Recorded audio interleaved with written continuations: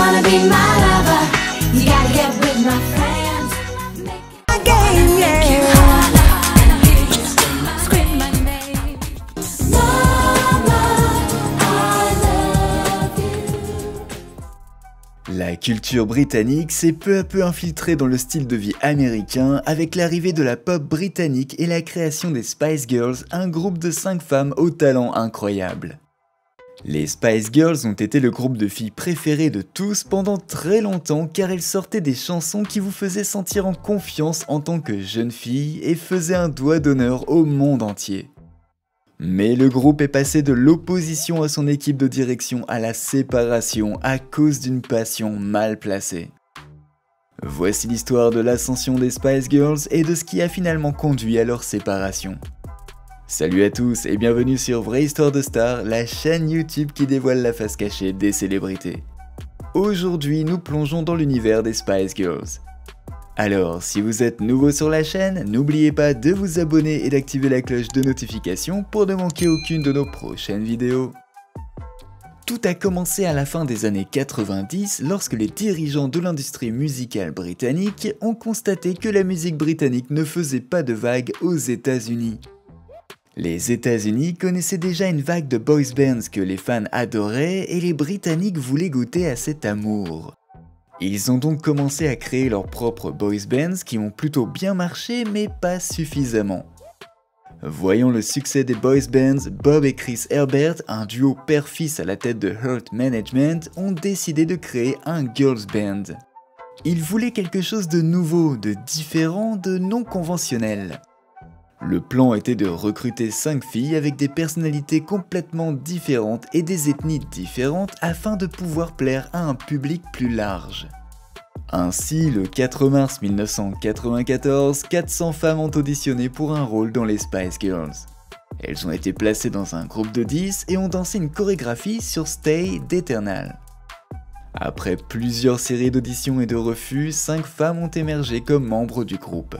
Elles étaient Geri Halliwell, Victoria Adams, Melanie Brown, Melanie Chisholm et Michelle Stephenson. Le groupe s'appelait initialement Touch et elles ont déménagé dans une maison composée de 3 chambres dans le Berkshire. Ces femmes étaient issues de milieux différents et étaient heureuses de se retrouver parmi d'autres femmes pour faire ce qu'elles aimaient faire. L'idée de les mettre dans la même maison était de leur permettre de faire connaissance et de développer une complicité que l'on pourrait ressentir dans leurs chansons et sur scène. Elles ont ainsi passé la majeure partie de l'année 1994 à répéter des chansons écrites par Bob Herbert et ses associés. Bien que les chansons soient destinées à un public plus jeune, le groupe ne les a jamais chantées lors de leur début. Et quelques mois après le début de leur formation, Michelle Stephenson a été abandonnée et remplacée par Emma Bunton parce que la direction pensait qu'elle n'était pas suffisamment engagée dans le groupe. Fin 1994, les filles ont changé leur nom pour Spice Girls après avoir été inspirées par l'écriture de la chanson Sugar et Spice. Mais changer pour un nom plus joli ne les a pas rassurées car malgré leurs efforts pour faire leurs preuves, elles n'avaient toujours pas obtenu de contrat avec Hurt Management. Elles n'aimaient pas non plus la direction que prenait l'équipe, ce qui laissait entendre que Hurt Management voulait simplement faire quelque chose de nouveau sans vraiment faire d'efforts pour que les choses fonctionnent réellement. Les filles étaient chargées de développer leur propre routine de danse qu'elles pratiquaient seules, et tout cela les faisait probablement reconsidérer leur décision. Plutôt que de quitter le groupe, elles ont convaincu Hurt Management d'organiser une performance devant les grands noms de l'industrie. Nous parlons ici d'écrivains, de producteurs, de repéreurs de talent, de tout le monde en fait. Le fait que ce soit les filles qui aient suggéré ce que la direction devrait faire aurait dû leur suffire pour se rendre compte que les Herbert ne savaient pas ce qu'ils faisaient. La présentation a été organisée au Nomi Studio en 1994 et le groupe a reçu énormément d'éloges positifs. Voyant le succès que les filles pouvaient éventuellement obtenir, les Herbert ont rédigé un contrat contraignant et leur ont demandé de le signer. Il semblait que les Herbert avaient enfin réalisé la valeur des filles et qu'ils voulaient en profiter avant qu'elles reçoivent d'autres offres de contrat. Les filles ont donc obtenu un contrat, ce qui était vraiment tout ce qu'elles voulaient, mais le père de Victoria Adams leur avait conseillé de ne pas le signer. D'autres personnes s'intéressaient en effet à elle, et il aurait été injuste qu'elle ne puisse pas profiter de meilleures conditions de contrat. Les Spice Girls ont ensuite commencé à écrire des chansons avec Richard Stannard et Matt Rowe car ils les avaient trouvées intéressantes lors du showcase. En mars 1995, elles ont fait savoir à Earth Management qu'elles ne signeraient pas le contrat car il était évident qu'ils n'écoutaient pas leurs idées. En 1994, elles ont essayé d'ajouter du rap à l'une des chansons écrites par l'un des partenaires des Airbirds qui les a accueillis avec colère et avec de dures critiques. L'associé a affirmé qu'elle ne savait rien de l'écriture de chansons et qu'elle devait apprendre correctement avant de faire quoi que ce soit. Ce qui a amené les filles à commencer à prendre des cours d'écriture de chansons. Donc si elles restaient entre les mains de Earth Management, cela signifiait qu'elles abandonnaient leur autonomie et n'auraient pas leur mot à dire dans le processus créatif, ce qui peut parfois être frustrant pour l'artiste. Les Spice Girls avaient quelques chansons produites sous la direction de Earth Management et ont demandé à l'un des partenaires, Tim House, de leur donner les bandes originales afin de pouvoir s'entraîner dessus lors de leurs répétitions. Après avoir récupéré les bandes originales, les filles se sont enfuies et Tim ne les a plus jamais revues. Imaginez l'expression d'horreur sur son visage lorsqu'il a réalisé que les Spice Girls l'avaient trompé. Mais c'était le seul moyen pour elles de protéger leur travail et leur argent, donc on ne peut pas vraiment les juger. Et bien qu'il y aurait pu y avoir de meilleures façons de gérer la situation, ce n'est pas le sujet pour le moment. Quoi qu'il en soit, les Spice Girls ont retrouvé l'auteur-compositeur Elliot Kennedy et l'ont convaincu de travailler avec elle. Grâce au contact qu'elles ont eu lors du showcase, elles ont pu entrer en relation avec l'équipe de production Absolu. Avec l'aide de Kennedy et de l'équipe de choc, les Spice Girls ont pu se remettre à faire de la musique. Elles ont passé les mois suivants à travailler sur de nouvelles chansons, à enregistrer des démos et à créer des chorégraphies. Leurs démos ont attiré l'attention de Sam Fuller, qui les a signés avec son management 19 Entertainment. Mais il a dû payer $50 000 à Earth Management car les filles avaient volé leurs bandes originales. Comme elles étaient complètement libérées du contrôle de Earth Management, elles pouvaient enfin déployer leurs ailes. Et en juillet 1996, les Spice Girls ont sorti leur premier single, Wannabe. If you wanna be my lover, you gotta get with my friends. Le clip de la chanson a été diffusé sur Fox et est devenu un succès instantané. La chanson a été diffusée jusqu'à 70 fois par semaine à son apogée et elle a été le hit numéro 1 dans plus de 30 pays.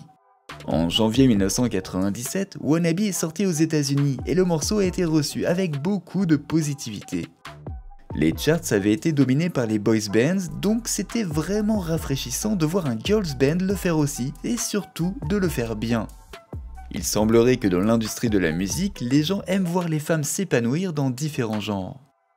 Lorsque Lil Kim a commencé à rapper, les gens ont été soulagés d'entendre la voix d'une femme dans le rap car cela semblait être une pause bien nécessaire de toute la violence que les hommes propageaient. C'était exactement ce genre de réaction que les gens avaient eu envers les Spice Girls alors qu'elles faisaient quelque chose de nouveau avec leurs voix incroyables. La chanson a débuté à la 11e place du Billboard Hot 100 aux États-Unis et à l'époque c'était le meilleur début jamais réalisé par un groupe non américain. Elles ont d'ailleurs battu le record précédent détenu par les Beatles pour I Want to Hold Your Hand. Wannabe des Spice Girls a atteint la première place pendant 4 semaines consécutives aux États-Unis, ce qui a montré à quel point elles étaient capables de remporter un succès international. En février 1997, elles ont sorti Spice aux États-Unis, qui est devenu l'album le plus vendu aux États-Unis en 1997. L'album s'est vendu à plus de 7 millions d'exemplaires et a été certifié platine 7 fois par la Recording Industry Association of America. Dans le monde entier, l'album s'est vendu à 23 millions d'exemplaires, ce qui en fait l'album pop le plus vendu par un groupe entièrement féminin. Les Spice Girls n'avaient qu'un seul rêve et elles se sont battues pour qu'il devienne réalité. Elles ont percé sur le marché international dans l'espoir d'augmenter leurs ventes et ont fini par dominer les charts. Les Spice Girls ont sorti le premier single Spice Up Your Life de leur deuxième album intitulé Spice World et la chanson a immédiatement commencé à se classer en tête des charts.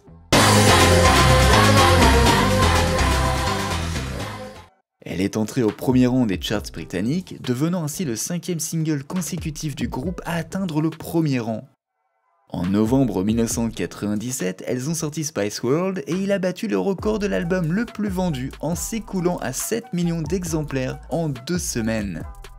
Avec autant de critiques favorables, l'album s'est vendu à 10 millions d'exemplaires en Europe, en Amérique, au Canada et à 14 millions d'exemplaires dans le monde entier.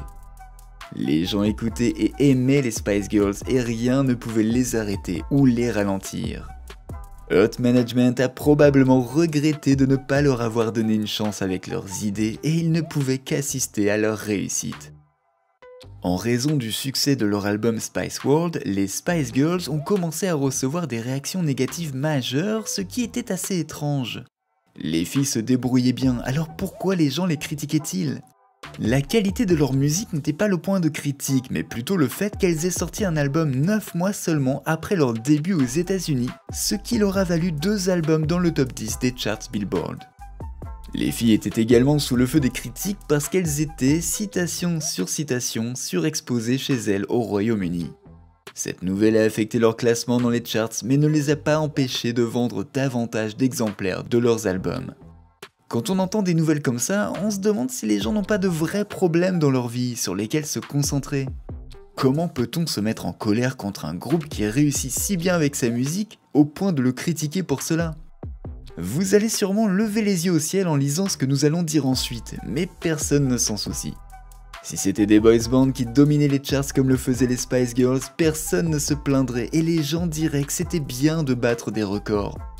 Ce ne serait pas un sujet digne d'intérêt, mais les gens aiment bien critiquer tout ce qu'une femme réussit, même avec des preuves flagrantes de son dur labeur. Le point positif dans tout cela, c'est que les Spice Girls n'ont pas laissé la négativité les atteindre et les empêcher de faire ce qu'elles voulaient. Vous pouvez les critiquer autant que vous voudrez, mais l'argent de cet album s'accumulait et rien ne pouvait les arrêter.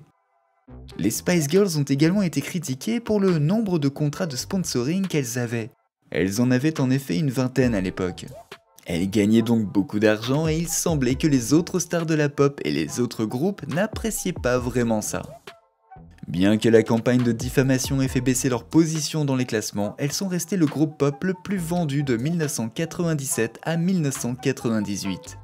Fin 1997, les Spice Girls sortent un long métrage intitulé Spice World dans lequel elles jouent leur propre rôle. De nombreuses célébrités assistent à la Première mondiale, dont le roi actuel, le prince Charles et ses frères. Le film est un succès commercial mais ne reçoit pas de critiques positives par rapport à leurs chansons.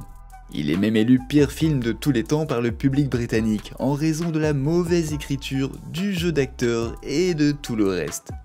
Elles ont gagné 100 millions de dollars au box-office mais il leur reste encore beaucoup de chemin à parcourir en termes de réalisation de films. Il semblerait que les filles voulaient essayer quelque chose de nouveau avec le film, mais elles ont malheureusement échoué lamentablement. Avant la sortie du film, les filles ont renvoyé leur manager Sam Fuller. Selon les rumeurs, Fuller devenait trop autoritaire envers le groupe, alors qu'elle connaissait un succès mondial, ce qui l'a poussé à accepter des contrats qui ne leur plaisaient pas vraiment. Elle voulait avoir davantage de contrôle sur leur vie, et dans le plus pur style de Geri Halliwell, elle a volé le téléphone qui contenait leur emploi du temps et tous les contacts professionnels de Fuller. Elle n'avait plus de manager et les choses allaient plutôt bien pour elle car elle gagnait beaucoup de prix et encore plus d'argent car plus rien ne revenait à un manager. Les Spice Girls étaient en tournée en 1998 et tout d'un coup, l'une de leurs membres, Geri Halliwell, a arrêté de se montrer aux concerts et aux événements. Elle avait manqué 2 de leurs spectacles en Norvège et les gens se sont inquiétés lorsqu'elle ne s'est pas présentée avec les autres filles au tirage de la loterie nationale. L'animateur de l'émission a demandé où elle se trouvait et elles ont dit qu'elle était malade en lui souhaitant de se rétablir rapidement. Il s'est avéré qu'elles essayaient de joindre Geri depuis plusieurs jours à présent et qu'elle ne leur donnait pas de réponse positive. Elle répondait à leur appel et elles essayaient de lui demander de revenir mais elle refusait toujours. Puis, le 31 mai 1998, Geri a annoncé par l'intermédiaire de son avocat qu'elle quittait les Spice Girls. Avant que Geri, aussi connue sous le nom de Ginger Spice, ne quitte le groupe, il semblerait qu'elle ait dit aux filles qu'elle allait partir. Cependant, elle avait promis de rester jusqu'à la fin de la tournée à laquelle elle participait à l'époque. Elle a commencé à se débarrasser de son personnage de Ginger Spice en y allant doucement avec la teinture qu'elle utilisait dans ses cheveux et en changeant ses tenues pour qu'elles soient un peu moins épicées. Il était évident qu'elle allait dans une direction différente du groupe car elle a déclaré plus tard qu'elle ne se sentait plus en phase avec ce projet.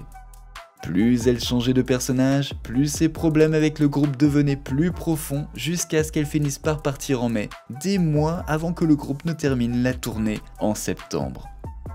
Selon son avocat, Geri avait des différends avec le groupe et c'est pour cette raison qu'elle souhaitait partir. Les filles ont essayé de la faire revenir mais elle avait déjà pris sa décision. Les 4 femmes restantes ont dû continuer sans elle et c'est à ce moment-là que les choses sont devenues vraiment difficiles pour le groupe. Ces femmes avaient toujours été soudées ensemble et se battaient contre le reste du monde depuis très longtemps. Elles étaient passées du statut d'inconnues à celui de meilleures amies et sœurs. Alors voir l'une des leurs partir et leur annoncer la nouvelle par l'intermédiaire d'un inconnu a rendu les choses difficiles. Geri Halliwell avait laissé une cicatrice dans le groupe qui ne pouvait pas être guérie. Les Spice Girls ont tout de même continué à créer de la musique et ont même sorti leur 3e album Forever en 2000 qui n'a pas eu le même succès que leurs albums précédents. 2 mois après la sortie de l'album, le groupe a arrêté la promotion de l'album et a annoncé une pause indéfinie.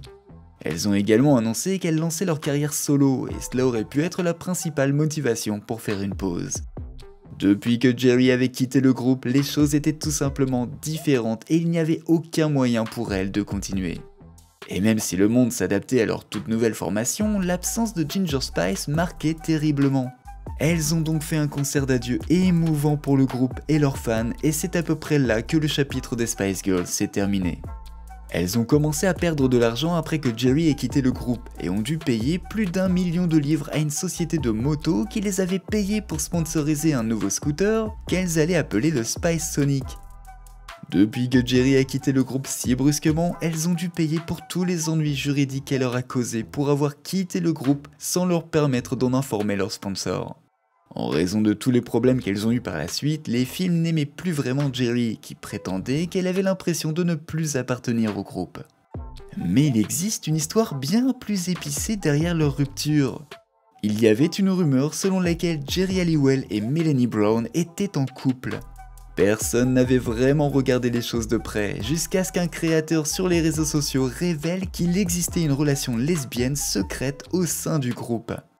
Dans leurs performances précédentes, Geri et Mel B étaient assez proches l'une de l'autre, faisant des remarques coquettes et en étant très tactiles. Cependant, les fans n'y ont jamais vraiment fait attention et devaient juste penser que les filles s'entendaient super bien. Mais disons que si vous avez envie de toucher d'autres filles et qu'elles vous touchent aussi, alors vous devriez peut-être avoir une discussion avec vous-même sur votre sexualité. Enfin, ce n'est pas nous qui faisons les règles, évidemment. En tout cas, Mel B a toujours été ouverte sur sa fluidité sexuelle et n'a jamais caché le fait qu'elle était queer. Dans une interview de 2019 avec Piers Morgan, on lui a demandé si elle avait déjà couché avec Geri, et elle a révélé que lorsqu'elles étaient encore assez nouvelles dans l'industrie, elles avaient eu des relations sexuelles et Geri avait un corps magnifique. Ces commentaires ont été accueillis avec fougue, car les gens ont finalement confirmé leurs soupçons sur sa relation avec Geri. De plus, Geri a quitté le groupe à peu près au moment où Mel B s'est fiancée à Jimmy Colzar et était enceinte. Mel B a annoncé sa grossesse pendant la tournée et lorsque le groupe s'est séparé, elle a changé son nom en Melanie J. Elle a exprimé son mécontentement à plusieurs reprises à propos du départ de Geri du groupe, mais sans jamais révéler leur relation. Peu de temps après que Mel B ait fait cette révélation en 2019, les médias se sont emparés de l'affaire. Geri a également publié une déclaration disant que les commentaires de Mel B avaient blessé sa famille et son mariage. Nous ne connaissons pas personnellement Geri, mais peut-être que vous ne devez pas avoir de relations sexuelles avec des filles lorsque ce sont les hommes qui vous attirent, afin d'éviter de les blesser inutilement. Quoi qu'il en soit, Piers Morgan a complètement dépassé les bornes en posant des questions sur les détails intimes des Spice Girls, et c'est un problème plus vaste qui devrait être abordé sur le genre de questions auxquelles les célébrités féminines doivent répondre. Dans tous les cas, les Spice Girls ont tenté de se réunir, mais le succès n'est plus vraiment comme avant. Si Geri Halliwell n'avait pas quitté le groupe au sommet de sa carrière, pensez-vous qu'elles auraient eu un succès plus long ? N'oubliez pas de laisser des commentaires pour partager avec nous votre avis et opinions sur toute cette histoire et peut-être nous apporter des idées neuves sur tout ça. N'oubliez pas de cliquer sur le bouton d'abonnement pour rester à jour sur toutes nos vidéos. À bientôt.